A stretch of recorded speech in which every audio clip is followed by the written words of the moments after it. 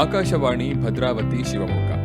ಭಾರತ ಸರ್ಕಾರದ ಕೃಷಿ ಹಾಗೂ ರೈತ ಕಲ್ಯಾಣ ಮಂತ್ರಾಲಯ ನವದೆಹಲಿ ಇವರ ಪ್ರಾಯೋಜಿತ ಕಾರ್ಯಕ್ರಮ ಕಿಸಾನ್ ವಾಣಿ. ಆತ್ಮೀಯ ರೈತ ಬಾಂಧವರಿಗೆಲ್ಲ ಇಂದಿನ ಕಿಸಾನ್ ವಾಣಿ ಕಾರ್ಯಕ್ರಮಕ್ಕೆ ಸ್ವಾಗತ. ಇವತ್ತಿನ ಈ ಕಾರ್ಯಕ್ರಮದಲ್ಲಿ ಜೀರಿಗೆ ಮೆಣಸು ಕೃಷಿ, ಬರ್ಡ್ಸ್ ಐ ಚಿಲ್ಲಿ ಈ ಕುರಿತು ಡಾಕ್ಟರ್ ಕಾವ್ಯ ಎಂಇ, ಸಹಾಯಕ ಪ್ರಾಧ್ಯಾಪಕರು, ಅನುವಂಶೀಯತೆ ಹಾಗೂ ಸಸ್ಯತಳಿ ಅಭಿವೃದ್ಧಿ ಶಾಸ್ತ್ರ ವಿಭಾಗ, ಕೆಳದಿ ಶಿವಪ್ಪನಾಯಕ ಕೃಷಿ ಮತ್ತು ತೋಟಗಾರಿಕಾ ವಿಜ್ಞಾನಗಳ ವಿಶ್ವವಿದ್ಯಾಲಯ, ಇರುವಕ್ಕಿ, ಮುಖ್ಯ ಆವರಣ, ಸಾಗರ ತಾಲೂಕು, ಶಿವಮೊಗ್ಗ ಜಿಲ್ಲೆ ಇವರೊಂದಿಗೆ ನಡೆಸಿದ ಸಂದರ್ಶನ. ಆತ್ಮೀಯ ರೈತ ಬಾಂಧವರೇ ಹಾಗೂ ಕೃಷಿ ರಂಗ ಕಿಸಾನ್ ವಾಣಿ ಕಾರ್ಯಕ್ರಮ ಕೇಳುಗರೆ, ಇವತ್ತು ನನ್ನ ಜೊತೆ ಡಾಕ್ಟರ್ ಕಾವ್ಯ ಅವರಿದ್ದಾರೆ. ಇವರು ಅನುವಂಶಿಕೆ ಮತ್ತು ಸಸ್ಯತಳಿ ಅಭಿವೃದ್ಧಿ ಶಾಸ್ತ್ರ ವಿಭಾಗದಲ್ಲಿ ಸಹಾಯಕ ಪ್ರಾಧ್ಯಾಪಕರಾಗಿ ಕೆಳದಿ ಶಿವಪ್ಪನಾಯಕ ಕೃಷಿ ಮತ್ತು ತೋಟಗಾರಿಕೆ ವಿಜ್ಞಾನಗಳ ವಿಶ್ವವಿದ್ಯಾಲಯ, ಇರುವಕ್ಕಿ, ಮುಖ್ಯ ಆವರಣ, ಸಾಗರ ತಾಲೂಕು, ಶಿವಮೊಗ್ಗ ಜಿಲ್ಲೆಯಲ್ಲಿ ಕಾರ್ಯನಿರ್ವಹಿಸ್ತಾ ಇದ್ದಾರೆ. ಇವತ್ತು ನನ್ನ ಜೊತೆ ಜೀರಿಗೆ ಮೆಣಸು, ಬರ್ಡ್ ಐ ಚಿಲ್ಲಿ ಅಂತ ಏನು ನಾವು ಕರಿತೀವಿ, ಇತ್ತೀಚಿನ ದಿನಗಳಲ್ಲಿ ಮಲೆನಾಡು ಭಾಗದಲ್ಲಿ ಸ್ವಲ್ಪ ಹೆಚ್ಚಿನ ಒಂದು ಪ್ರಾಮುಖ್ಯತೆ ಪಡೀತಾ ಇದೆ. ರೈತರು ಕೂಡ ಇದರ ಬಗ್ಗೆ ಗಮನ ಹರಿಸ್ತಾ ಇದ್ದಾರೆ. ಆಮೇಲೆ ರೈತರು ಇದು ಬೆಳೆಯೋದಕ್ಕೆ ಆಸಕ್ತಿ ಹೊಂದಿದ್ದಾರೆ. ಬನ್ನಿ ಈಗ ಇವರಿಂದ ಮಾಹಿತಿ ಪಡೆದುಕೊಳ್ಳೋಣ. ಯಾವ ರೀತಿಯಿಂದ ಇದನ್ನು ನಾವು ವೈಜ್ಞಾನಿಕವಾಗಿ ಆಧುನಿಕ ಒಂದು ಸ್ಪರ್ಶ ಕೊಟ್ಬಿಟ್ಟು ಬೆಳೆಯಬಹುದು ನಮ್ಮ ರೈತರ ಜಮೀನಿನಲ್ಲಿ ಅಂತಂತ ಹೇಳ್ಬಿಟ್ಟು, ಪ್ರಥಮವಾಗಿ ಭದ್ರಾವತಿ ಶಿವಮೊಗ್ಗ ಆಕಾಶವಾಣಿ FM ಕೇಂದ್ರದಿಂದ ತಮಗೆ ಸ್ವಾಗತ ಕೋರುತ್ತಾ. ನಮಸ್ಕಾರ ಮೇಡಮ್. ನಮಸ್ಕಾರ ಸರ್, ಎಲ್ಲರಿಗೂ ಸ್ವಾಗತ ಪ್ರೋಗ್ರಾಮ್ಗೆ. ನನ್ನ ಹೆಸರು ಡಾಕ್ಟರ್ ಕಾವ್ಯ ಅಂತ ಸರ್ ಹೇಳ್ದಂಗೆ. ನಾನಿವತ್ತು ರೈತರ ನಿಮ್ಮ ಹತ್ರ ಜೀರಿಗೆ ಮೆಣಸು ಅಥವಾ ಗಾಂಧಾರಿ ಮೆಣಸು ಅಥವಾ ಬರ್ಡ್ ಐ ಚಿಲ್ಲಿ ಅಂತ ಏನು ಹೇಳ್ತೀವಿ ಇಂಗ್ಲಿಷಲ್ಲಿ, ಇದ್ರ ಕೃಷಿ ಬಗ್ಗೆ ನಮ್ಮ ಮಲೆನಾಡು ಕಡೆ ರೈತರಿಗೆ ಒಂದು ಅರಿವು ಮೂಡಿಸೋದಕ್ಕಾಗಿ ಇಲ್ಲಿಗೆ ಬಂದಿದ್ದೀನಿ. ಇದು ಬಂದ್ಬಿಟ್ಟು ಈಗ ಇಲ್ಲಿವರೆಗೂ ಕೇರಳ ಮತ್ತು ಕರಾವಳಿ ಪ್ರದೇಶಗಳಲ್ಲಿ ಇದ್ರ ಕೃಷಿ ಹೆಚ್ಚು ಇದುವರೆಗೂ ಅಂದರೆ ತುಂಬ ಲಾರ್ಜ್ ಸ್ಕೇಲಲ್ಲೇ ಇದ್ರ ಕೃಷಿನ ಮಾಡ್ತಾರೆ ಮತ್ತು ಲಾರ್ಜ್ ಸ್ಕೇಲಲ್ಲೇ ಲಾಭನೂ ಪಡ್ಕೋತಾರೆ ಅಲ್ಲಿ ರೈತರು. ಕಾಂತಾರಿ ಮೆಣಸು ಅಂತ ಅಲ್ಲಿ ನಾರ್ಮಲ್ ಆಗಿ ಅಂತಾರೆ, ಮತ್ತು ಅಲ್ಲಿ ಯೂಸ್ ಮಾಡೋ ಒಂದು ತಳಿ ಅಂತ ಬಂದ್ಬಿಟ್ಟು ಕಾಂತಾರಿ ಮೆಣಸು ಅಂತಾನೆ, ಆ ತಳಿ ಹೆಸರು ಕಾಂತಾರಿ ಮೆಣಸು. ಅದು ತುಂಬ ಚೆನ್ನಾಗಿ ಬರುತ್ತೆ ಕೇರಳ ಮತ್ತು ಕರಾವಳಿ ಪ್ರದೇಶಕ್ಕೆ. ನಮ್ಮ ಮಲೆನಾಡಿಗೆ ಬಂದರೆ, ಮಲೆನಾಡಲ್ಲಿ ಪ್ರತಿಯೊಬ್ಬರು ಮನೆಯಲ್ಲೂ ನೀವು ನೋಡ್ಬೋದು, ಈಗ ತೋಟ ಅಥವಾ ಹಳ್ಳಿ ಕಡೆ ಇರೋರ ಮನೆಯಲ್ಲಿ ಪ್ರತಿಯೊಬ್ಬರು ಮನೆಯಲ್ಲೂ ಒಂದು ಸೂಜಿ ಮೆಣಸಿನ ಗಿಡ 1-2 ಇದ್ದೇ ಇರುತ್ತೆ. ಅದು ಹೇಗೆ ಬಂದಿರುತ್ತೆ ಅಂದರೆ, ಒಂದು ಹಕ್ಕಿಗಳು ತಿಂದು ಅದು ಏನು ವೇಸ್ಟ್ ಹಾಕ್ತಾವಲ್ಲ ಅದರಲ್ಲಿ ಬೀಜ ಬಂದು ಜರ್ಮಿನೇಟ್ ಆಗಿರುತ್ತೆ. ಹೀಗಾಗಿ ಹಕ್ಕಿಗಳಿಂದನೇ ಅದು ಎಲ್ಲ ಕಡೆ ಡಿಸ್ಪರ್ಸ್ ಆಗೋದು ಈ ಸೀಡ್ಸ್, ಅದರಿಂದ ಬಂದಿರುತ್ತೆ. ಬಟ್ ಇದ್ರ ವಿಶೇಷವಾಗಿ ನಾನು ಯಾಕೆ ಇದನ್ನೇ ಕನ್ಸಿಡರ್ ಮಾಡಿದ್ದೀನಿ ಅಂದರೆ, ನೀವು ಶಿರ್ಸಿ TCSS ಮಾರ್ಕೆಟಲ್ಲಿ ಆಗಿರ್ಬೋದು ಅಥವಾ ಈ ಯಾವುದಾದ್ರೂ ನೀವು ಸ್ಪೈಸಸ್ ಅಂಗಡಿಗೆ ಹೋಗಿ, ಇಲ್ಲ ಡ್ರೈ ಫ್ರೂಟ್ಸ್ ಶಾಪಿಗೆ ಹೋಗಿ, ಅಥವಾ ಎಲ್ಲಾದರೂ ಈ ಅಮೆಝಾನು ಅಂತ ಪ್ಲ್ಯಾಟ್ಫಾರ್ಮ್ಸಲ್ಲಿ, ಆನ್ಲೈನ್ ಪ್ಲ್ಯಾಟ್ಫಾರ್ಮ್ಸಲ್ಲಿ ನೋಡಿದರೆ ಜೀರಿಗೆ ಮೆಣಸಿನ ಒಂದು ಸತಿ ನೀವು ಕಾಸ್ಟ್ ನೋಡಿ, ಒಂದು 100 ಗ್ರಾಮು 200 ಗ್ರಾಮಿಗೆ 300-400 ರೂಪಾಯಿ ಇರುತ್ತೆ ಡ್ರೈಡ್. ಅಂದರೆ ಇಷ್ಟು ಲಾಭದಾಯಕವಾಗಿರುವಂಥ ವಸ್ತುನ ನಮ್ಮ ಹತ್ರ ಮನೆ ಬಾಗಿಲಲ್ಲೇ ಇದ್ರೂ ನಾವು ಅದಕ್ಕೆ ಯಾಕೆ ಕಾಳಜಿ ಕೊಡ್ತಿಲ್ಲ ಅಥವಾ ಯಾಕೆ ಅದ್ರ ಬಗ್ಗೆ ಕಾನ್ಸಂಟ್ರೇಟ್ ಮಾಡ್ತಿಲ್ಲ ಅನ್ನೋದು ನನ್ನ ಪ್ರಶ್ನೆ. ಹಾಗಾಗಿ ಅದನ್ನ ಮಾಡ್ಬೋದು. ಮತ್ತೆ ಇದನ್ನ ಕೃಷಿ ಮಾಡಲಿಕ್ಕೆ ತುಂಬ ಕಮ್ಮಿ ಕಲ್ಟಿವೇಶನ್ ಕಾಸ್ಟ್ ಬರುತ್ತೆ. ಯಾಕೆಂದರೆ ಇದಕ್ಕೆ ಡಿಸೀಸ್ ಆಗಿರ್ಬೋದು, ಪೆಸ್ಟ್ ಅಂದರೆ ರೋಗ ಕೀಟಗಳ ಬಾಧೆ ತುಂಬ ಕಡಿಮೆ. ಯಾಕೆಂದರೆ ಇದು ಹಾರ್ಡಿ ಟೈಪು, ಅಂದರೆ ಲೋಕಲ್ ಆಗಿ ಸಿಗೋದ್ರಿಂದ ಕಂಪೇರ್ಡ್ ಟು ನಾವು ಏನು ಹೇಳ್ತೀವಿ, ನಾವು ನಾರ್ಮಲ್ ಆಗಿ ಏನು ಚಿಲ್ಲಿ ಬೆಳಿತೀವಿ ಮಾರ್ಕೆಟಲ್ಲಿ ನಾವು ನೋಡ್ತೀವಲ್ಲ, ಬ್ಯಾಡ್ಗೆ ಆಗಿರ್ಬೋದು, ಅದು ಒಂದು ಬೇರೆ ಸ್ಪೀಷೀಸಿಗೆ ಹೋಗುತ್ತೆ. ಅದನ್ನು ನಾವು ಕ್ಯಾಪ್ಸಿಕಮ್ ಆ್ಯನಮ್ ಅಂತ ಹೇಳ್ತೀವಿ. ಬಟ್ ಇದೇನು ಬರ್ಡ್ ಐ ಚಿಲ್ಲಿ ಇದೆಯಲ್ಲ, ಇಟ್ಸ್ ಅದು ಥೈಲ್ಯಾಂಡ್, ಅಂದರೆ ಆ ಕಡೆ ಜಾಪನೀಸು, ಥೈಲ್ಯಾಂಡ್ ಆ ಕಡೆಯಿಂದ ಬಂದಿರೋದು. ಅದನ್ನು ಕ್ಯಾಪ್ಸಿಕಮ್ ಫ್ರೂಟಿಸೆನ್ಸ್ ಅಂತ ಹೇಳ್ತೀವಿ. ಇದು ಬೇರೆ ಸ್ಪೀಷೀಸಿಗೆ ಬರುತ್ತೆ. ಸೊ ಈ ಸ್ಪೀಷೀಸಲ್ಲಿ ಈ ಡಿಸೀಸ್ ರೆಸಿಸ್ಟೆನ್ಸ್ ಇರುತ್ತೆ, ಮತ್ತು ಪೆಸ್ಟ್ ರೆಸಿಸ್ಟೆನ್ಸ್ ಅಂದರೆ ಡಿಸೀಸ್, ರೋಗ ಮತ್ತು ಕೀಟದ ಬಾಧೆ ಇದಕ್ಕೆ ತುಂಬ ಕಡಿಮೆ. ಈಗ ನಾರ್ಮಲಾಗಿ ನಾವು ಕ್ಯಾಪ್ಸಿಕಮ್ ಆ್ಯನಮ್ ಹಾಕಿದಾಗ ಅಥವಾ ಬ್ಯಾಡ್ಗೆ ಅಥವಾ ನಾರ್ಮಲ್ ಚಿಲ್ಲಿ ಹಾಕಿದಾಗ ಅದರಲ್ಲಿ ನೀವು ನೋಡ್ಬೋದು, ಹಾಕಿದ ತಕ್ಷಣ ಇನ್ನೇನು ಕಾಯಿ ಬಿಡ್ತಿದೆ ಅಂತಿದ್ದಂಗೆ ಮುರುಟ್ ರೋಗ ಅಂತೂ ಕಾಮನ್ ಆಗಿ ಬಂದೇ ಬಿಡುತ್ತೆ. ಬಟ್ ಇದನ್ನು ನೀವು ನಿಮ್ಮ ಮನೆ ಹತ್ರ ಇರೋ ಗಿಡನೇ ಅಬ್ಸರ್ವ್ ಮಾಡಿ, ಇದರಲ್ಲಿ ಆ ರೋಗಗಳಿರಲ್ಲ. ಹಾಗಾಗಿ ಇದನ್ನು ಹಾಕಿದಾಗ ನಿಮಗೆ ಮೇಂಟೆನೆನ್ಸ್ ಕಾಸ್ಟ್ ತುಂಬಾ ಕಮ್ಮಿ ಬಿಡುತ್ತೆ.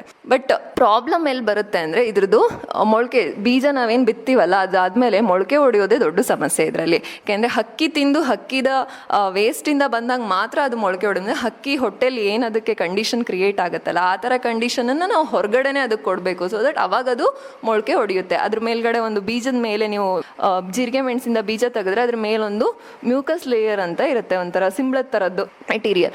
ಅದನ್ನು ನಾವು ತೆಗಿಬೇಕು. ಆವಾಗ ಬೀಜ ಕೋಟಿಂಗ್ ತೆಗೆದಾಗ ನಮಗೆ ಮೊಳಕೆ ಆಗುತ್ತೆ. ಒಂದು ಇದಕ್ಕೆ ನಾವು KNO3 ಅಂತ ಒಂದು ಕೆಮಿಕಲ್ ಇದೆ, ಅದನ್ನು ಟ್ರೀಟ್ ಮಾಡ್ಬೋದು, ಒಂದು ಆಪ್ಷನ್ನು 0.2% ಹಾಗೆ. ಅದು ಇಲ್ಲ ಅಂದರೆ ನೀವು ನಾರ್ಮಲ್ ಏನು ಒಂದು ಉಗುರು ಬೆಚ್ಚಗಿನ ನೀರಲ್ಲಿ ಬೀಜನ ನೆನೆಸಿಟ್ಟು ರಾತ್ರಿ ಇಡೀ ಮಾರನೇ ದಿನ ಚೆನ್ನಾಗಿ ಕೈಗೆ ಗ್ಲೌಸ್ ಹಾಕೊಳ್ಳೋದು ಮಾತ್ರ ಮರಿಬಾರ್ದು, ಹಾಕ್ಕೊಂಡು ಚೆನ್ನಾಗಿ ರಬ್ ಮಾಡಿ, ಸೊ ದಟ್ ಅದ್ರ ಮೇಲಿರೋ ಲೇಯರ್ ಎಲ್ಲ ವಾಶ್ ಔಟ್ ಆಗಬೇಕು. ಹಾಗೆ ರಬ್ ಮಾಡಿ ಆಮೇಲೆ ನಿಮ್ಮ ಹತ್ರ ಏನಾದ್ರು ಸುಡೋ ಮಣ್ಣು ಅಥವಾ ದರಕ್ಲೆಲ್ಲ ಸುಟ್ಟಿರೋ ಬೂದಿ ಸಿಕ್ಕಿದ್ರೆ ಅದನ್ನು ತಗೊಂಡು ಅದ್ರ ಜೊತೆಗೆ ಚೆನ್ನಾಗಿ ರಬ್ ಮಾಡಿ ನೀವು ಬೀಜ ಬಿತ್ತನೆ ಮಾಡಿದಾಗ ನಿಮಗೆ ರಿಸಲ್ಟ್ ತುಂಬ ಚೆನ್ನಾಗಿ ಸಿಗುತ್ತೆ. ಇನ್ನು ಬಿತ್ತನೆ ಮಾಡೋದಕ್ಕೆ ಏನೇನು ಬೇಕು ಅಂತ ನೋಡಿದ್ರೆ ಫಸ್ಟ್ ನೀವು ನರ್ಸರಿ ಬ್ರೆಡ್ ಪ್ರಿಪೇರ್ ಮಾಡ್ಕೋಬೇಕು, ಅಥವಾ ನೀವು ಕೋಕೋಪೀಟ್ ಹಾಕಿ ಇದರಲ್ಲೂ ಮಾಡ್ಬೋದು, ಪ್ರೋಟ್ರೇಸಲ್ಲೂ ಮಾಡ್ಬೋದು. ಕೋಕೋಪೀಟು ಅಥವಾ ವರ್ಮಿಕ್ಯುಲೈಟ್ ಏನಾದರೂ ಇದ್ರೆ ವರ್ಮಿಕ್ಯುಲೈಟ್ ಎರೆ ಗೊಬ್ಬರ ಅಂತ ಏನು ಹೇಳ್ತೀವಲ್ಲ ಅದು, ಜೊತೆಗೆ ಕಾಡು ಮಣ್ಣು ಸಿಕ್ಕರೆ ಒಂದು ಅರ್ಧದಷ್ಟು ಕಾಡು ಮಣ್ಣು, ಇವು 3 ಮಿಕ್ಸ್ಚರ್ ಇದ್ರೆ ಒಳ್ಳೇದು. ಇಲ್ಲ ನಿಮ್ಮ ಹತ್ರ ಕೋಕೋಪೀಟು ಕಾಡು ಮಣ್ಣು ಅಷ್ಟೇ ಇದೆ ಅದೂ ಪರವಾಗಿಲ್ಲ, ಮಣ್ಣು ಚೆನ್ನಾಗಿದ್ರೆ ಯಾವುದಾದ್ರೂ ಬರುತ್ತೆ. ಹಾಗಾಗಿ ಅದರಲ್ಲೇ ನೀವು ಸೋ ಮಾಡ್ಬೋದು. ಒಂದು ಪ್ರೋಟ್ರೇಸಲ್ಲಿ ಮಾಡ್ಬೋದು, ಇಲ್ಲ ಅಂದರೆ ನೀವೇ ಬೆಡ್ ಮಾಡಿಕೊಂಡು ಮನೆಯಲ್ಲಿ ಅದರಲ್ಲೂ ಮಾಡ್ಬೋದು. ಇದು ಆಗಿ ಬಟ್ ನಾರ್ಮಲ್ ಮೆಣಸಿನಕಾಯಿಗೇನೋ ಒಂದು 21 ದಿನ 1 ತಿಂಗಳೊಳಗೆ ನಿಮಗೆ ಸೀಡ್ಲಿಂಗ್ಸ್ ರೆಡಿ ಆಗಿಬಿಡುತ್ತೆ, ಸಸಿಗಳು ರೆಡಿ ಆಗಿಬಿಡ್ತವೆ. ಬಟ್ ಜೀರಿಗೆ ಮೆಣಸು ಸ್ವಲ್ಪ ಲೇಟ್ ಬರೋದು, ಹಾಗಾಗಿ ಒಂದು 2-2.5 ತಿಂಗಳು ಬೇಕಾಗುತ್ತೆ ನರ್ಸರಿ ಬೆಡ್ಡಲ್ಲೇ. ಅದಾದಮೇಲೆ ನೀವು ನಿಮಗೆ ಗೊತ್ತಾಗುತ್ತಲ್ಲ ಸಸಿ ಒಂದು ಹದಕ್ಕೆ ಬಂದ ಮೇಲೆ ಅದನ್ನು ಮೇನ್ ಫೀಲ್ಡಿಗೆ ನಾಟಿ ಮಾಡ್ಬೋದು. ನಾಟಿ ಮಾಡಬೇಕಾದ್ರೆ ಏನು ಕೇರ್ ತಗೋಬೇಕು, ಮಿನಿಮಮ್ ಒಂದು 6 ಅಡಿಯಷ್ಟು ಅಂತರ ಇರಬೇಕು ಒಂದು ಗಿಡದಿಂದ ಗಿಡಕ್ಕೆ.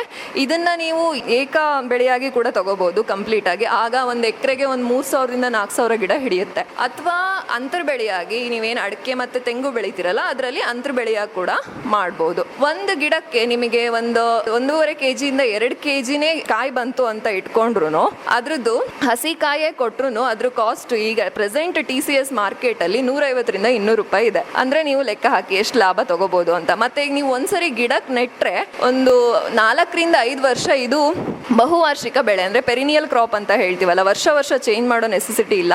4ರಿಂದ 5 ವರ್ಷ ನಿಮಗೆ ಏನು ಸಮಸ್ಯೆ ಇಲ್ಲ. ಬಟ್ ಇನ್ನೊಂದು ಜರ್ಮಿನೇಷನ್ ಜೊತೆಗೆ ದೊಡ್ಡ ಸಮಸ್ಯೆ ಜೀರಿಗೆ ಮೆಣಸಲ್ಲಿ ಅಂತ ಹೇಳಿದ್ರೆ ಅದ್ರದ್ದು ಕೊಯ್ಲು ಮಾಡೋಕ್ಕಿಂತ ಮುಂಚೆನೆ ಅದೇನಾದ್ರೂ ಹಣ್ಣಾಗ್ಬಿಟ್ರೆ ಹಕ್ಕಿಗಳು ಅದನ್ನ ಇಡದೇ ಇಲ್ಲ. ಸೊ ಅದಕ್ಕೆ ಬರ್ಡ್ ಐ ಚಿಲ್ಲಿ ಅಂತ ಹೆಸರು ಬಂದಿರೋದು.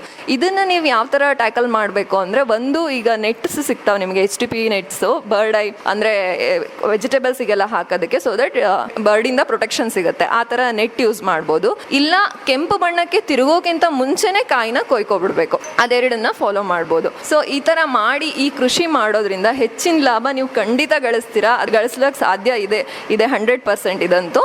ಸೊ ಇದನ್ನ ನೀವೆಲ್ಲರೂ ಒತ್ತು ಕೊಟ್ಟು ಮಾಡಬೇಕು ಅನ್ನೋದು ನನ್ನ ಅಪೇಕ್ಷೆ.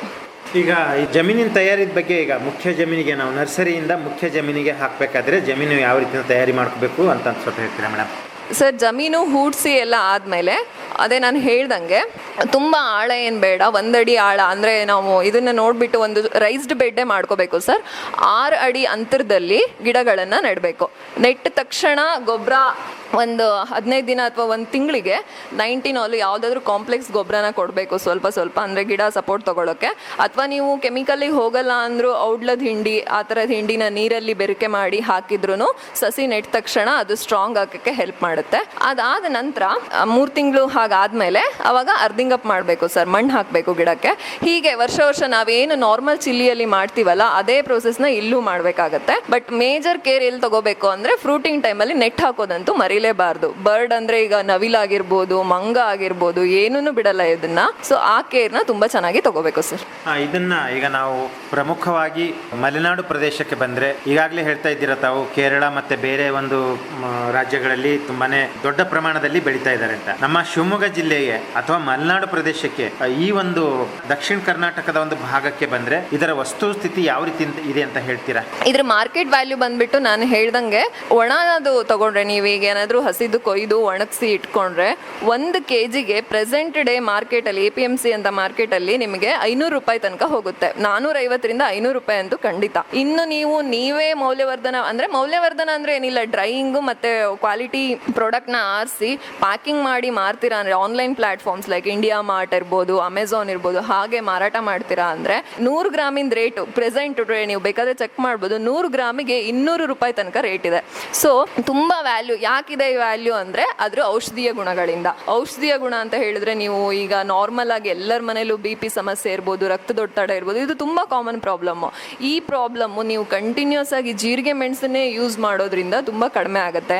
ಮತ್ತು ವಯಸ್ಸಾದವ್ರಿಗೆ ಕೀಲ್ ನೋವು ಬರೋ ಸಮಸ್ಯೆ ಇರ್ಬೋದು, ಅದನ್ನು ಕೂಡ ತುಂಬ ಜೀರಿಗೆ ಮೆಣಸಿಂದ ಕಡಿಮೆ ಆಗುತ್ತೆ. ನೀವು ನಾರ್ಮಲ್ ಮೆಣಸು ಯೂಸ್ ಮಾಡೋದ್ರ ಕಡೆ ಜೀರಿಗೆ ಮೆಣಸು ಯೂಸ್ ಮಾಡಬೇಕು. ಆಮೇಲೆ ಜನ ಅನ್ಕೊಂಡಿರ್ಬೋದು ತುಂಬ ಖಾರ, ತುಂಬ ಉಷ್ಣ, ಇದು ಹೀಟ್ ಜಾಸ್ತಿ ಆಗುತ್ತೆ, ಹಾಗೆಲ್ಲ ಏನೂ ಇಲ್ಲ. ನೀವು ಏನು ನಾರ್ಮಲ್ ಗ್ರೀನ್ ಚಿಲ್ಲಿ ಅಥವಾ ಹಸಿಮೆಣಸನ್ನ ಯೂಸ್ ಮಾಡಿ ಆಗೋ ಉಷ್ಣತೆ ಈ ಮೆಣಸಲ್ಲಿ ಆಗಲ್ಲ. ಇದನ್ನ ಇನ್ಫ್ಯಾಕ್ಟ್ ಈ ಕೂರ್ಗ್ ಅಥವಾ ಮಡಿಕೇರಿ ಕಡೆ ಎಲ್ಲ ಹೋದ್ರೆ ತುಂಬಾ ತಂಪು, ಆರೋಗ್ಯಕ್ಕೆ ತುಂಬಾ ಒಳ್ಳೇದು ಅಂತ ತುಂಬಾ ಹಿರಿಕರು ಅವಾಗಿನ ಕಾಲದಿಂದನೂ ಯೂಸ್ ಮಾಡ್ತಿದ್ದಾರೆ. ಸೊ ಈ ಎಲ್ಲ ಔಷಧಿ ಮತ್ತೆ ಇದ್ರದ್ದು ಕ್ಯಾಪ್ಸೈಸಿನ್ ಅಂತ ಏನು ಹೇಳ್ತೀವಿ, ಈಗ ಚಿಲ್ಲಿಯಲ್ಲಿ ಪಂಜೆನ್ಸಿ ಅಥವಾ ಹೀಟ್ ಅಥವಾ ಖಾರ ಏನು ಬರುತ್ತೆ ಅದಕ್ಕೆ ಒಂದು ಕೆಮಿಕಲ್ ರೆಸ್ಪಾನ್ಸಿಬಲ್ ಇರುತ್ತೆ, ಅದಕ್ಕೆ ಕ್ಯಾಪ್ಸೈಸಿನ್ ಅಂತ ಅಂತೀವಿ. ಆ ಕ್ಯಾಪ್ಸೈಸಿನ್ಗೆ ತುಂಬಾ ಆಂಟಿಬಯೋಟಿಕ್ ಗುಣ ಇರುತ್ತೆ. ಆಮೇಲೆ ತುಂಬಾ ಆಮೇಲೆ ಹೃದಯ ಸಂಬಂಧಗಳಿಗೆ, ಹೃದಯಾಘಾತ ಅಂಥದಕ್ಕೆಲ್ಲ ಸಂಬಂಧಪಟ್ಟಿರುವಂಥ ಒಳ್ಳೆ ಗುಣಗಳಿರುತ್ತೆ. ಆ ಗುಣಗಳು ಇದರಲ್ಲಿ ಜಾಸ್ತಿ. ಯಾಕೆ ಅಂದರೆ ಈ ಬರ್ಡ್ ಐ ಚಿಲ್ಲಿದಲ್ಲಿ ನಾರ್ಮಲ್ ಕ್ಯಾಪ್ಸಿಕಮ್ ಆ್ಯನಮ್ ಚಿಲ್ಲಿಗಿಂತ ಕ್ಯಾಪ್ಸೈಸಿನ್ ಕಂಟೆಂಟ್ ತುಂಬ ಜಾಸ್ತಿ ಇರುತ್ತೆ. ಹಾಗಾಗಿ ಇವತ್ತು ಈ ಮಾರ್ಕೆಟ್ ಇದೆ, ಮುಂದೆ ಇದ್ರ ಮಾರ್ಕೆಟ್ ಜಾಸ್ತಿನೇ ಆಗುತ್ತೆ ಹೊರತು ಕಡಿಮೆ ಅಂತೂ ಆಗಲ್ಲ. ಬಿಕಾಸ್ ಇದು ಆರೋಗ್ಯಕ್ಕೆ ಅಷ್ಟು ಒಳ್ಳೆಯದಾಗಿದೆ. ಪ್ರಮುಖವಾಗಿ ಈಗ ಇದರಲ್ಲಿ ನಾವು ನೀರಿನ ಒಂದು ನಿರ್ವಹಣೆಗೆ ಬಂದರೆ ಏನು ಹೇಳ್ತೀರಾ ಮೇಡಮ್? ಸರ್, ನೀರು ಬಂದುಬಿಟ್ಟು ನಾರ್ಮಲ್ ಮಳೆಗಾಲದಲ್ಲಿ ನಾಟಿ ಮಾಡಿದಾಗ ಒಂದು 2-3 ತಿಂಗಳು ಬಿಟ್ಟು ಮಳೆಗಾಲ ಕಳೆದ ಮೇಲೆ ಡ್ರಿಪ್ ಮಾಡಿದರೆ ಒಳ್ಳೆಯದು ಅಂತ ನನ್ನ ಅನಿಸಿಕೆ. ಇಲ್ಲ ಫ್ಲಡ್ ಇರಿಗೇಷನ್ ಕೊಡ್ಬೋದು, ಬಟ್ ತುಂಬ ನೀರು ವೇಸ್ಟ್ ಆಗಿಬಿಡುತ್ತೆ. ಡ್ರಿಪ್ ಇರಿಗೇಷನ್ ಮಾಡಿ ನಾವು ಮೇಂಟೈನ್ ಮಾಡ್ಬೋದು ಸರ್. ಇಲ್ಲ ನೀವು ತೋಟದ ಮಧ್ಯೆ ಎಲ್ಲ ಹಾಕಿರ್ತೀವಿ ಅಂದರೆ ಸ್ಪ್ರಿಂಕ್ಲರ್ ಏನು ತೋಟಕ್ಕೆ ಕೊಟ್ಟಿರ್ತೀವಿ ಅದೇ ಸಾಕಾಗುತ್ತೆ ಸರ್. ಸೊ ನೀರಿಂದು ಸ್ಪೆಷಲ್ ರಿಕ್ವೈರ್ಮೆಂಟ್ ಅಂತ ಏನು ಹೇಳಿ, ಯಾಕೆಂದರೆ ನಾವು ಮನೆ ಬಾಗಿಲಲ್ಲಿ ಇರೋ ಗಿಡಕ್ಕೆ ಯಾವಾಗಲೂ ನೀರು ಹಾಕೇ ಇರಲ್ಲ, ಆದ್ರೂ ಅಷ್ಟು ಚೆನ್ನಾಗಿರುತ್ತೆ ಗಿಡ. ಸೊ ತುಂಬ ಬಿಸಿಲಿದ್ದಾಗ ಡ್ರಿಪ್ ಅಥವಾ ಸ್ಪ್ರಿಂಕ್ಲರ್ ತೋಟದ ಅಂತರ ಬೆಳೆಯಾಗಿ ಯೂಸ್ ಮಾಡಿದಾಗ ತೋಟಕ್ಕೆ ಏನು ಮಾಡಿರ್ತೀವೋ ಆ ನೀರಲ್ಲೇ ಇದು ಹೊಂದ್ಕೊಂಡು ಹೋಗುತ್ತೆ ಸರ್. ಆಮೇಲೆ ಕಳೆಗಳ ಒಂದು ನಿರ್ವಹಣೆಗೆ ಬಂದರೆ ಬೇರೆ ಬೆಳೆಗೆ ಹೋಲಿಸಿದ್ರೆ ಇದರಲ್ಲಿ ಕಳೆಗಳ ಒಂದು ಯಾವ ರೀತಿಯಿಂದ ಮತ್ತು ಯಾವ ಕಳೆಗಳು ಮತ್ತು ನಿರ್ವಹಣೆ ಹೇಗೆ ಅಂತ ಹೇಳ್ತೀರಾ? ಸರ್, ಕಳೆ ನಿರ್ವಹಣೆ ಬಂದ್ಬಿಟ್ಟು ನಾವು ಯಾವುದಾದ್ರೂ ಈಗ ಗ್ರಾಸಿಗೆ ಯೂಸ್ ಮಾಡೋ ಅಂಥ ಹರ್ಬಿಸೈಡ್ಸ್ ಯೂಸ್ ಮಾಡ್ಬೋದು. ಬಟ್ ನನ್ನ ಅನಿಸಿಕೆ ತುಂಬ ಸ್ಪೇಸಿಂಗ್ ಜಾಸ್ತಿ ಇರೋದ್ರಿಂದ ಹ್ಯಾಂಡ್ ವೀಡಿಂಗ್ ಅಥವಾ ಕೈ ಕಳೆ ಅನುಕೂಲ ಅಂತ ಹೇಳಿ. ಯಾಕೆಂದರೆ ಮನೆ ಬಳಕೆಗೆ ಅಥವಾ ಆರೋಗ್ಯಕ್ಕಾಗಿ ಯೂಸ್ ಮಾಡೋದ್ರಿಂದ ಕೈ ಕಳೆ ತುಂಬ ಸೂಕ್ತ ಅಂತ ಅನಿಸುತ್ತೆ. ಒಂದು ವರ್ಷ ಆದ ನಂತರ ಕಳೆಯಿಂದ ಏನು ಕ್ರಾಪಿಗೆ ಎಫೆಕ್ಟ್ ಆಗಲ್ಲ ಸರ್. ಹಾಗಾಗಿ ಕೈ ಕಳೆ ಆದಾಗ ತಕ್ಕೊಂಡು ಮೇಂಟೈನ್ ಮಾಡಿದ್ರೆ ಸಾಕು. ಆಮೇಲೆ ಈಗ ಅಂತರದ ಒಂದು ನಿರ್ವಹಣೆಗೆ ಬಂದರೆ ಸಸಿಗಳಿಂದ ಸಸಿಗೆ ಮತ್ತು ಸಾಲಿನಿಂದ ಸಾಲಿಗೆ ಯಾವ ರೀತಿಯಿಂದ ನಾವು ಕಾಪಾಡಬೇಕು? 6x6 ಕೊಡಬೇಕು ಸರ್. 6 ಅಡಿ ಬೈ 6 ಅಡಿ ಕೊಡಬೇಕು ಸಸಿಯಿಂದ ಸಸಿಗೆ, ಸಾಲಿಂದ ಸಾಲಿಗೆ. ಇಲ್ಲ ನೀವು ಅಡಿಕೆ ಮಧ್ಯ ಹಾಕ್ತೀರಾ ಅಂದರೆ ಅಡಿಕೆ 9x9 ಇರುತ್ತೆ, ಮಧ್ಯ ಒಂದೊಂದು ಸಾಲು ಹಾಕ್ಕೊಂಡು 6x6 ಅಡಿ ಅಂತರ ಕೊಟ್ಕೊಂಡು ಹೋದರೆ ಸಾಕು ಸರ್. ಈಗ ತೆಂಗಿನ ಮಧ್ಯ ಎಲ್ಲ ಹಾಕ್ತೀವಿ ಅಂದರೆ ತೆಂಗು 25 ಅಡಿಯಿಂದ 30 ಅಡಿ ಕೊಟ್ಟಿರ್ತೀವಿ. ಸೊ ಮಧ್ಯ 2 ಸಾಲು ಬರುತ್ತೆ, 2 ಸಾಲು ಹಾಕ್ಬೋದು 6 ಅಡಿ ಅಂತರದಲ್ಲಿ. ಆಮೇಲೆ ಈಗ ಹೇಳ್ತಾ ಇದ್ದೀರಿ ತಾವು ಅಡಿಕೆಯಲ್ಲಿ ಹಾಕ್ಬೋದಂತ. ಇದು ಅಡಿಕೆ ಬೆಳೆ ಎಷ್ಟು ವರ್ಷದಿದ್ದರೆ ಸರಿ ಅಂತಂತ ಹೇಳ್ತೀರಾ, ಇದು ಮಧ್ಯಂತರ ಬೆಳೆಯಾಗಿ ಬೆಳೆಯೋಕ್ಕೆ? ಸರ್, ಇದು ಏನು ನೆರಳನ್ನ ಇಷ್ಟಪಡುವಂಥ ಜಾತಿನೇ ಇದು. ಅಂತ ನೆರಳಿಲ್ಲ ಅಂದರೆ ಸಾಯುತ್ತೆ ಅಂತನೂ ಅಲ್ಲ, ಬಟ್ ನೆರಳಿದ್ರೇನು ಚೆನ್ನಾಗಿ ಬಂದೇ ಬರುತ್ತೆ. ಹಾಗಾಗಿ ಅಡಿಕೆ ಯಾವ ಸ್ಟೇಜಲ್ಲಿದ್ರೂ ಅಡ್ಡಿಲ್ಲ ಸರ್, ಪರವಾಗಿಲ್ಲ. ನೆರಳಿದ್ರೂ ನಡೆಯುತ್ತೆ. ಇಲ್ಲ ಮೊದಲಿನ ದಿನಗಳಲ್ಲೇ ಹಾಕೋತೀವಿ ಅಂದರೆ ಅದೂ ಪರವಾಗಿಲ್ಲ. ಒಂದು 5-6 ವರ್ಷ ಅಡಿಕೆ ಬರೋದ್ರೊಳಗೆ ಒಂದು ಬೆಳೆ ತಗೋಬಹುದು ನಾವು. ದೊಡ್ಡ ಅಂತಂದ್ರೆ ಸುಮಾರು ಈಗ ದೊಡ್ಡ ತೋಟಗಳಲ್ಲಿನೂ ಯೂಸ್ ಮಾಡ್ಬೋದು. ಯಾಕೆಂದರೆ ಇದು ನೆರಳಿಂದ ಏನೂ ಎಫೆಕ್ಟ್ ಆಗಲ್ಲ ಸರ್. ಈಗ ನಾವು ನಾರ್ಮಲ್ ಆಗಿ ನೋಡೋ ಅಂಥದ್ದು ನೆರಳಿನ ಜಾಗದಲ್ಲೇ ಇರುತ್ತೆ. ಸೊ ಮೇಜರ್ ನಾನು ಸಜೆಸ್ಟ್ ಮಾಡೋದೇನೆಂದರೆ ಅದನ್ನು ಏಕ ಬೆಳೆಯಾಗಿ ತಗೊಳ್ಳೋದಕ್ಕಿಂತ ಅಂತರ ಬೆಳೆಯಾಗಿ ರೈತರಿಗೆ ಅಡಿಷನಲ್ ಲಾಭ ಕೊಡುತ್ತೆ. ಸೊ ಅಂತರ ಬೆಳೆಯಾಗಿ ತಗೊಳ್ಳೋದು ಸೂಕ್ತ ಅಂತ ನನಗನ್ಸುತ್ತೆ. ಮತ್ತೆ ಗೊಬ್ಬರದ ಒಂದು ನಿರ್ವಹಣೆಗೆ ಬಂದರೆ ಮೇಲ್ಗೊಬ್ಬರ ಏನು ಕೊಡಬೇಕು ಮತ್ತು ಮೂಲ ಗೊಬ್ಬರ ಏನು ಕೊಡಬೇಕು ಮೇಡಮ್?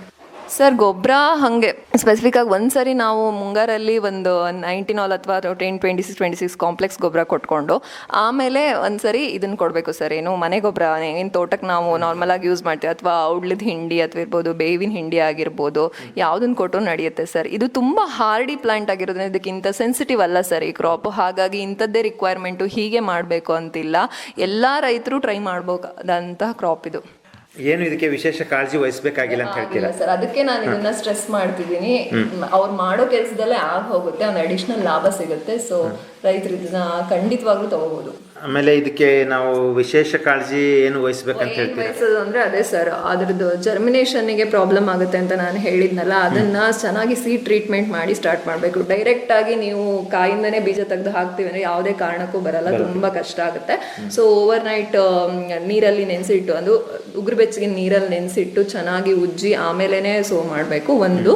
ಮತ್ತೊಂದು ಸುಡುಮಣ್ಣು ಯೂಸ್ ಮಾಡಬೇಕು. ಅದು ತುಂಬ ನಾನು ಟ್ರೈ ಮಾಡಿದ್ದೀನಿ. ಸುಡುಮಣ್ಣಲ್ಲಿ ತುಂಬ ಚೆನ್ನಾಗಿ ರಿಸಲ್ಟ್ ಬರುತ್ತೆ ನಾವು ಸೀಡ್ ಬೆಡ್ಡಿಗೆ ಅಥವಾ ಕೋಕೋಪೀಟ್ ಜೊತೆಗೆ ಸುಡುಮಣ್ಣು ಹಾಕಿದ್ರೆ. ಇನ್ನೊಂದು ಅದೇ ಹಣ್ಣಾದ್ಮೇಲೆ ಹಕ್ಕಿಗಳ ಕಾಟ ತುಂಬ ಇರುತ್ತೆ. ಸೊ ನೆಟ್ ಹಾಕೋದನ್ನ ಮರಿಬಾರ್ದು, ನೆಟ್ ಯೂಸ್ ಮಾಡಲೇಬೇಕು. ಅಥವಾ ಕಾಯಿದ್ದಾಗಲೇ ಕೊಯ್ಕೊಬಿಡ್ಬೇಕು, ಕಾಯಿದ್ದಾಗಲೇ ಹಾರ್ವೆಸ್ಟ್ ಮಾಡ್ಕೋಬೇಕು. ಹಾರ್ವೆಸ್ಟಿಂಗು ಹಾಗೆ ಅನ್ಸ್ಬೋದು ಇಷ್ಟು ಸಣ್ಣ ಇರುತ್ತೆ, ಹಾರ್ವೆಸ್ಟಿಂಗ್ ಕಷ್ಟ ಅಂತ ಹೇಳಿ. ಹಾರ್ವೆಸ್ಟಿಂಗ್ ಹೆಂಗ್ ಮಾಡ್ತಾರೆ ಯೂಶಲಿ ಕೇರಳ ಸೈಡ್ ಎಲ್ಲ ಅಂದ್ರೆ, ಅದನ್ನ ಚಿವುಟು ಫುಲ್ ಗೊನೆ ಆಮೇಲೆ ಅದು ಒಣಗಿದ ಮೇಲೆ ಈಸಿಯಾಗಿ ಉದುರಿಸ್ಕೋತಾರೆ ಸರ್. ಈಗ ಹೆಂಗೆ ಪೆಪ್ಪರ್ ಎಲ್ಲ ಮಾಡ್ತೀವಲ್ಲ, ಇಂಡಿವಿಜುವಲ್ ಆಗಿ ತೆಗಿಯಲ್ಲ, ಗೊನೆನೇ ಉದುರಿಸ್ಕೊಬಿಡ್ತಾರೆ. ಒಂದು ಗಿಡಕ್ಕೆ ಎಷ್ಟು ನಿರೀಕ್ಷೆ ಮಾಡಿರ್ತೀರಾ ಮೇಡಮ್? ಒಂದು ವೇಳೆ ತಾವು ವೈಜ್ಞಾನಿಕವಾಗಿ ಒಳ್ಳೆ ರೀತಿಯಿಂದ ನಿರ್ವಹಣೆ ಮಾಡಿದ್ದೇ ಆದಲ್ಲಿ? ಸರ್, ಒಳ್ಳೆ ರೀತಿಯಿಂದ ಮಾಡಿದ್ದೆ ಆದಲ್ಲಿ ಒಣಗಿಸಿದ ಮೇಲೆ ಒಂದು ಗಿಡಕ್ಕೆ 1.5 to 2 kg ಅಷ್ಟು ಎಕ್ಸ್ಪೆಕ್ಟ್ ಮಾಡ್ಬೋದು ಸರ್, ಒಳ್ಳೆ ರೀತಿ ನಿರ್ವಹಣೆ ಆದ್ರೆ. ಇದು ಹಸಿ ಮೆಣಸು ಮಾಡಿದ್ರೆ ಒಳ್ಳೇದಂತ ಹೇಳ್ತೀರಾ, ಇಲ್ಲ ಒಣ ಮಾಡಿ ಮಾಡಿದ್ರೆ ಲಾಭದಾಯಕ ಅಂತ ಹೇಳ್ತೀರಾ? ಈಗ ಒಣದ್ ಮಾಡಿದ್ರೇನೆ ಲಾಭ ಜಾಸ್ತಿ. ರೈತರಿಗೆ ಅವಕಾಶ ಇದ್ರೆ ಒಣಗಿಸಿ ಕೊಟ್ರೇನೆ ಲಾಭ ಜಾಸ್ತಿ. ಈಗ APMC ಅಲ್ಲೆಲ್ಲ ಅದನ್ನೇ ಎಕ್ಸ್ಪೆಕ್ಟ್ ಮಾಡ್ತಾರೆ. ಒಣಗಿಸಿ ಕೊಟ್ರೇನೆ ಇವರಿಗೆ ಸಿಗೋ ರೇಟು ಚೆನ್ನಾಗಿರುತ್ತೆ. ಹೇಳಿದ್ನಲ್ಲ, 500 ರೂಪಾಯಿ kg ಮಿನಿಮಮ್. 500 ರೂಪಾಯಿ kg. ಆಮೇಲೆ ಮಾರ್ಕೆಟಿನ ಒಂದು ಸಮಸ್ಯೆ ಏನೂ ಇಲ್ಲ ಇದರಲ್ಲಿ? ಏನೂ ಇಲ್ಲ ಸರ್, ಈ ಕಡೆ ನಮ್ ಕಡೆನೆ ತಗೊಂತಾರೆ, ಮಾರ್ಕೆಟಿಂಗ್ ಸಮಸ್ಯೆ ಇಲ್ಲ. ಶಿರ್ಸಿಯಲ್ಲಿ ಈಗ ನೀವು ಹೋದ್ರು ತಗೋತಾರೆ. ಶಿರ್ಸಿ ಮಾರ್ಕೆಟ್? ಶಿರ್ಸಿ ಮಾರ್ಕೆಟ್ ನಲ್ಲಿ. ಇಲ್ಲಿ ಶಿವಮೊಗ್ಗ ಮಾರ್ಕೆಟ್ ಅಲ್ಲೂ ತಗೋತಾರೆ ಸರ್. ಇಲ್ಲಿ ಸಾಗರದ APMC ಅಲ್ಲೂ ತಗೋತಾರೆ. ಯಾಕೆ ಅಂದ್ರೆ ತುಂಬಾ ಸ್ಪೈಸ್ ವ್ಯಾಲ್ಯೂ ಜಾಸ್ತಿ ಇರೋದ್ರಿಂದ, ಈಗ ಹೇಗೆ ನಾವು ಪೆಪ್ಪರ್ ಎಲ್ಲ ಇದ್ ಮಾಡ್ತೀವಲ್ಲ, ಹಾಗೆ ಇದನ್ನು ಮಾರಾಟ ಮಾಡಬಹುದು ಸರ್. ದಿನನಿತ್ಯದ ಆಹಾರ ಪದಾರ್ಥಗಳಲ್ಲಿ ಯಾವ ರೀತಿಯಿಂದ ಉಪಯೋಗಿಸ್ತಾರೆ ಮೇಡಮ್? ಸರ್, ನಾವು ಎಲ್ಲೆಲ್ಲಿ ನಾವು ನಾರ್ಮಲ್ ಮೆಣಸಿನಕಾಯಿ ಯೂಸ್ ಮಾಡ್ತೀವಿ ಅಲ್ಲೆಲ್ಲ ಸೂಜಿ ಮೆಣಸನ್ನ ಯೂಸ್ ಮಾಡ್ಬೋದು ಸರ್. ಆದ್ರೆ ಪ್ರಮಾಣ ಜಾಸ್ತಿ ಯೂಸ್ ಮಾಡ್ತೀವಿ. ಅಲ್ಲಿ 10 ಯೂಸ್ ಮಾಡ್ಕೊಡೋ 2 ಯೂಸ್ ಮಾಡಿದ್ರೆ ಸಾಕು, ಚೆನ್ನಾಗಿದೆ. ಅದೇ ನಾನು ಹೇಳಿದ್ನಲ್ಲ, ಜನಕ್ಕೊಂದು ಮೂಢನಂಬಿಕೆ ತರ ಇದೆ, ಅಂದ್ರೆ ಉಷ್ಣತೆ ಜಾಸ್ತಿ ಆಗ್ಬಿಡುತ್ತೆ, ಹೀಟ್ ಜಾಸ್ತಿ ಆಗ್ಬಿಡುತ್ತೆ ಅಂತ ಅನ್ಕೋತಾರೆ. ಬಟ್ ಅದು ಹಾಗೇನು ಆಗಲ್ಲ, ತುಂಬಾ ಒಳ್ಳೇದು, ಆರೋಗ್ಯಕ್ಕೆ ತುಂಬಾ ಒಳ್ಳೇದು ಈ ಮೆಣಸು. ಮತ್ತೆ ಈಗ ಇದರ ಒಂದು ಖರ್ಚು ವೆಚ್ಚ, 1 ಎಕರೆಗೆ ಎಷ್ಟು ಖರ್ಚು ಬರುತ್ತೆ ಅಂತ ಹೇಳ್ತೀರಿ? ಸರ್, ಬೀಜ ನಮ್ಮಲ್ಲೇ ಸಿಗದೆ, ಈಗ ಇಲ್ಲಿಂದಾನೇ ಕಲೆಕ್ಟ್ ಮಾಡ್ಕೊಂಡು ತಗೊಳ್ಳೋದಾದ್ರೆ ನನ್ನ ಅನಿಸಿಕೆ 1 ಎಕರೆಗೆ ಒಂದು 75,000 to 1 ಲಕ್ಷ ಬರ್ಬೋದು ಸರ್. ನೀರಿಂದೆಲ್ಲ ಸಪರೇಟ್ ಆಗಿ ಮಾಡ್ತೀವಿ ಅಂತ ಅಂದ್ರೆ ಈಲ್ಡ್ ವ್ಯಾಲ್ಯೂ ನೋಡಿದ್ರೆ ನಿಮಗೆ ಒಂದು 2.5 to 3 ಲಕ್ಷದಷ್ಟು ಪ್ರಾಫಿಟ್ ಸಿಗ್ಬೋದು ಸರ್. ಏನು ಖರ್ಚೆಲ್ಲ ಹೋಗಿ ನಿಮಗೆ ಏನು ಅದಕ್ಕೆ ಸ್ಪೆಷಲ್ ಇದು ಮಾಡದೇ ಇದೆ ಅಂತ 1.5 to 2 ಲಕ್ಷ ಪ್ರಾಫಿಟ್ ಅಂತೂ ಸಿಗುತ್ತೆ ಸರ್ ನೀವು ಮಾಡಿದಾಗ 1 ಎಕರೆಗೆ. ಆಮೇಲೆ ಈಗ ನಮ್ಮ ಖರ್ಚಿಲ್ಲದ ಒಂದು ಬೇಸಾಯ ಕ್ರಮಗಳಿಗೆ ಬಂದ್ರೆ, ಅಲ್ಲ, ಇತ್ತೀಚಿನ ದಿನಗಳಲ್ಲಿ ರೈತರು ಖರ್ಚು ಮಾಡೋಕ್ಕೇನು ಹಿಂದೆ ಜರಿಯೋದಿಲ್ಲ, ಆದ್ರೂ ಖರ್ಚಿಲ್ಲದ ಒಂದು ಬೇಸಾಯ ಕ್ರಮಗಳಿಗೆ ಬಂದ್ರೆ ಏನ್ ಹೇಳ್ತೀರಾ ಸರ್? ಖರ್ಚಿಲ್ಲದ ಬೇಸಾಯ, ನಾನು ಅದಕ್ಕೆ ಇದು ನೀವು ಸ್ಟ್ರೆಸ್ ಮಾಡ್ತಿರೋದು, ಇದು ತುಂಬಾ ಒಳ್ಳೆ ಆಪ್ಷನ್. ಖರ್ಚಿಲ್ಲದ ಬೇಸಾಯ ಮಾಡಬೇಕು, ಜೊತೆಗೆ ಅದು ಬೆಳ್ಕೊಂತ ಹೋಗ್ತಾ ಇರುತ್ತೆ, ನಾವೇನು ಅದಕ್ಕೆ ಜಾಸ್ತಿ ಒತ್ತು ಕೊಡೋದು ಬೇಡ ಅನ್ನೋದಕ್ಕೆ. ಒಂದೇನಂದ್ರೆ ಜರ್ಮಿನೇಷನ್ ಟೈಮಲ್ಲಿ ಮತ್ತೆ ನೆಟ್ಟಿಂದೊಂದು ಕಾಸ್ಟ್ ಬೀಳುತ್ತೆ ಸರ್. ಒಂದ್ಸರಿ ತಗೊಂಡ್ರೆ ಅದನ್ನು ಇರುತ್ತೆ. ನೆಟ್ ಕಾಸ್ಟ್ ನಾನು ನೋಡ್ಕೋಬೇಕು. ಬಿಟ್ರೆ ಗಿಡಗಳಿಗೆ ನೀವು ಯಾವುದೇ ಸ್ಪೆಷಲ್ ಆಗಿ ಆ ಹರ್ಬಿಸೈಡು, ಈ ಫರ್ಟಿಲೈಸರು ಹಾಗೆಲ್ಲ ಯೂಸ್ ಮಾಡೋದು ಬೇಡ. ಗಿಡಗಳು ಅದು ನಾವು ಇಲ್ಲಿಂದನೇ ಲೋಕಲ್ ಜಿನೋಟೈಪ್ಸ್ ತಗೊಂಡ್ರೆ ಇನ್ನೂ ಸೂಕ್ತ ಸರ್. ನಾವು ಇದ್ರ ಬಗ್ಗೆ ಈಗ ಸಂಶೋಧನೆ ನಡೆಸ್ತಾ ಇದೀವಿ. ಮುಂದಿನ ದಿನಗಳಲ್ಲಿ ಹೆಚ್ಚಿನ ಮಾಹಿತಿ ನಾನು ಇದ್ರ ಬಗ್ಗೆ ಕೊಡೋಕೆ ಇಷ್ಟಪಡ್ತೀನಿ. ಯಾವ ತಳಿ ಸೂಕ್ತ, ಯಾವ ತಳಿ ಇಲ್ಲಿ ಇದಕ್ಕೆ ನಾವೀಗ ಒಂದಿಷ್ಟು ಕಲೆಕ್ಟ್ ಮಾಡಿದೀವಿ ಸರ್. ಅರೌಂಡ್ ಒಂದು 35 ತಳಿಗಳನ್ನ ಇಲ್ಲಿ ಲೋಕಲ್ ಸಾಗರ ಜಿನೋಟೈಪ್ಸ್. ಸೊ ಯಾವ್ದು ಸೂಕ್ತ ಅಂತ ಹೇಳಿ ನಾವು ಸದ್ಯ ತಿಳಿಸ್ಕೊಡ್ತೀವಿ ಸರ್. ತಳಿಗಳ ಬಗ್ಗೆ ಹೇಳಿದ್ರಿ, ಇದ್ರ ಬಗ್ಗೆ ಈಗಾಗಲೇ ತಾವು ಹೇಳ್ತಾ ಇದ್ರಿ, ಸ್ಥಳೀಯವಾಗಿ ಸಿಗ್ತಕ್ಕಂಥ ಒಂದು ತಳಿಗಳನ್ನ ಉಪಯೋಗಿಸ್ತಾ ಇದ್ರಿ. ನಿಮ್ಮ ಒಂದು ಇದರಿಂದ ಯಾವುದು ಒಳ್ಳೇದಂತ ಹೇಳ್ತೀರಾ? ಯಾವುದು ಶಿಫಾರಸು ಮಾಡ್ತೀರಾ ರೈತರಿಗೆ? ಈಗ ಎಷ್ಟು ನಿಮ್ಮ ಅಧ್ಯಯನದಲ್ಲಿ ಯಾವುದು ಒಂದು ಚೆನ್ನಾಗಿ ಬಂದಿದೆ ಅಂತ ಹೇಳಿ ನಿಮ್ಮ ಒಂದು ಸರ್? ಈಗ ಶಿಫಾರಸ್ ಮಾಡಬೇಕು ಹೊರಗಡೆ ಸಿಗುವಂತ ತಳಿ ಅಂದ್ರೆ ಕಾಂತಾರಿ ಮೆಣಸು ಅಂತ ಈಗ ಕೇರಳದಲ್ಲಿ ಬೆಳಿತಾರೆ ಸರ್, ತುಂಬಾ ಹೇರಳವಾಗಿ. ಅದು ತುಂಬಾ ಒಳ್ಳೆ ತಳಿ ಅಂತ ನಾನು ಇಷ್ಟು ದಿನ ನೋಡಿರೋದು. ಆದ್ರೆ ಈಗ ನಾವು ಇಲ್ಲಿ ಲೋಕಲ್ ಏನು ಎಲ್ಲರ ತೋಟದಲ್ಲಿ ಗದ್ದೆಯಲ್ಲಿ ಏನು ಸಿಗುತ್ತೆ ಅದನ್ನ ನೋಡಿ ಇನ್ನು ನೆಕ್ಸ್ಟ್ ಇವ್ಯಾಲ್ಯೂಯೇಷನ್ ಮಾಡೋರು ಇದೀವಿ ಸರ್, ಇಲ್ಲಿ ಸಾಗರ ಮತ್ತೆ ಸುತ್ತಮುತ್ತ ಆನಂದಪುರ ಅಲ್ಲಿ. ಅದರಿಂದ ನಾನು ಮುಂದಿನ ಏನು ರಿಸಲ್ಟ್ಸ್ ಬರುತ್ತೆ ಅದು ನೆಕ್ಸ್ಟ್ ಹೇಳ್ತೀನಿ ಸರ್. ಬಟ್ ಈಗ ಸದ್ಯಕ್ಕೆ ರೈತರು ಈಗಲೇ ಕೊಂಡ್ಕೋತಾರೆ ಅಂದ್ರೆ ಕಾಂತಾರಿ ಮೆಣಸು ಅಂತ ಒಂದು ತಳಿ ಇದೆ ಸರ್, ಆ ತಳಿ ತುಂಬಾ ಚೆನ್ನಾಗಿ ಬರುತ್ತೆ. ಅಥವಾ ಗಾಂಧಾರಿ ಮೆಣಸು ಅಂತಾನು ಹೇಳ್ತಾರೆ. ಕಾಂತಾರಿ. ಸಸಿಗಳು ಈಗ ಬೇಕಂದ್ರೆ ಅಥವಾ ಬೀಜ ಬೇಕಂತಂದ್ರೆ ಯಾರನ್ನ ಸಂಪರ್ಕಿಸಬಹುದು? ಕೇರಳದಲ್ಲಿ ಕೆಲವು ಫಾರ್ಮರ್ಸ್ ಸಸಿಗಳನ್ನ ಕಮರ್ಷಿಯಲ್ ಆಗಿ ಕೊಡ್ತಾರೆ. ಬೀಜಗಳು ನಮಗೆ ಆನ್ಲೈನ್ ಪ್ಲಾಟ್ಫಾರ್ಮ್ಸ್ ಅಲ್ಲಿ ಮತ್ತೆ ಒಂದೊಂದು ಸೀಡ್ ಕಂಪನಿ ಲೈಕ್ ಸಹಜ ಸೀಡ್ಸ್ ಅಂತ ಸೀಡ್ ಕಂಪನಿಗಳಲ್ಲಿ ಸಿಗುತ್ತೆ ಸರ್. ಜರ್ಮಿನೇಷನ್ ರೇಟು ಚೆನ್ನಾಗಿ ತೋರಿಸುತ್ತೆ, ನಾವು ಟ್ರೈ ಮಾಡಿ ನೋಡಿದೀವಿ ಸರ್. ಬೀಜಗಳು ಬೇಕು ಅಂದ್ರೆ ಸಸಿಗಳನ್ನ ನಾವು ಅಲ್ಲಿಂದ ತರಿಸೋದ್ರಕ್ಕಿಂತ ಬೀಜ ತಗೊಂಡ್ಬಂದು ಮಾಡ್ಕೊಳ್ಳೋದು ಉತ್ತಮ ಅಂತ ನಾನು ಸಜೆಸ್ಟ್ ಮಾಡ್ತೀನಿ. ಒಳ್ಳೇದು ಡಾಕ್ಟರ್ ಕಾವ್ಯ ಅವರೇ, ಇದುವರೆಗೆ ತಾವು ಗಾಂಧಾರಿ, ಕಾಂತಾರಿ, ಸೂಜಿ ಮೆಣಸು ಅಥವಾ ಜೀರಿಗೆ ಮೆಣಸು ಈ ಒಂದು ಕೃಷಿಯ ಕುರಿತು, ಇದರ ಒಂದು ಮಹತ್ವದ ಕುರಿತು, ಯಾವ ರೀತಿಯಿಂದ ನಾವು ಬೆಳಿಬೇಕು, ಯಾವ ರೀತಿಯಿಂದ ಅಂತಂತ ಹೇಳಿಬಿಟ್ಟು ನಮ್ಮ ರೈತರಿಗೆ ತಾವು ತಿಳಿಸ್ಕೊಟ್ಟಿದ್ದೀರಾ. ಹೆಚ್ಚಿನ ಒಂದು ಮಾಹಿತಿ ಪಡೆಯುವುದಾದಲ್ಲಿ ತಮ್ಮ ದೂರವಾಣಿ ಸಂಖ್ಯೆ ಕೊಡಿ. ಹಾಂ ಸರ್, ನನ್ನ ದೂರವಾಣಿ ಸಂಖ್ಯೆ ಬಂದ್ಬಿಟ್ಟು 7259139245. ಧನ್ಯವಾದ ಮೇಡಮ್. ಇದುವರೆಗೆ ತಾವು ಭದ್ರಾವತಿ ಶಿವಮೊಗ್ಗ ಆಕಾಶವಾಣಿ FM ಕೇಂದ್ರಕ್ಕೆ ತಮ್ಮ ಒಂದು ಸೂಜಿ ಮೆಣಸು ಅಥವಾ ಜೀರಿಗೆ ಮೆಣಸು, ಕಾಂತಾರಿ, ಗಾಂಧಾರಿ ಮೆಣಸು, ಈ ಮೆಣಸಿನ ಕುರಿತು ಇದರ ಒಂದು ವೈಜ್ಞಾನಿಕ ಪದ್ಧತಿಯ ಬೇಸಾಯ ಕುರಿತು ತಾವು ಇದುವರೆಗೆ ಮಾಹಿತಿ ನೀಡುವುದಕ್ಕೆ ಮತ್ತೊಮ್ಮೆ ತಮಗೆ ಧನ್ಯವಾದಗಳನ್ನು ಅರ್ಪಿಸುತ್ತಾ ಈ ಕಾರ್ಯಕ್ರಮವನ್ನು ಇಲ್ಲಿಗೆ ಮುಗಿಸ್ಕೋಣ. ಮುಂದಿನ ಒಂದು ಕಾರ್ಯಕ್ರಮದಲ್ಲಿ ಮತ್ತೆ ಭೇಟಿಯಾಗೋಣ ಅಂತ ಹೇಳುತ್ತಾ ನಮಸ್ಕಾರ ಮೇಡಮ್. ನಮಸ್ಕಾರ ಸರ್, ಥ್ಯಾಂಕ್ ಯು. ನನಗೆ ಅವಕಾಶ ಮಾಡಿಕೊಟ್ಟಿದ್ದಕ್ಕೆ ತುಂಬ ಧನ್ಯವಾದಗಳು. ಮುಂದೆ ಹೆಚ್ಚಿನ ಮಾಹಿತಿ ತಗೊಂಡು ಮತ್ತೆ ಬರ್ತೀನಿ ಅಂತ ಹೇಳ್ತಾ ಥ್ಯಾಂಕ್ ಯು ಸರ್. ಇದುವರೆಗೂ ಭಾರತ ಸರ್ಕಾರದ ಕೃಷಿ ಮತ್ತು ರೈತ ಕಲ್ಯಾಣ ಮಂತ್ರಾಲಯ ನವದೆಹಲಿ ಇವರ ಪ್ರಾಯೋಜಿತ ಕಾರ್ಯಕ್ರಮ ಕಿಸಾನ್ ವಾಣಿ ಕೇಳಿದಿರಿ.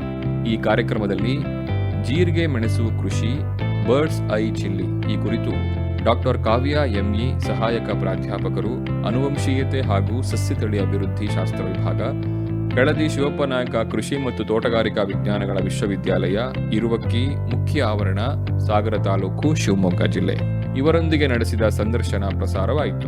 ಪ್ರಸ್ತುತಿ ಹಾಗೂ ಸಂದರ್ಶನ ಡಾಕ್ಟರ್ SM ಸುಧಾಕರ್. ನಿರ್ಮಾಣ ಸಹಾಯ ರೇಷ್ಮಾ.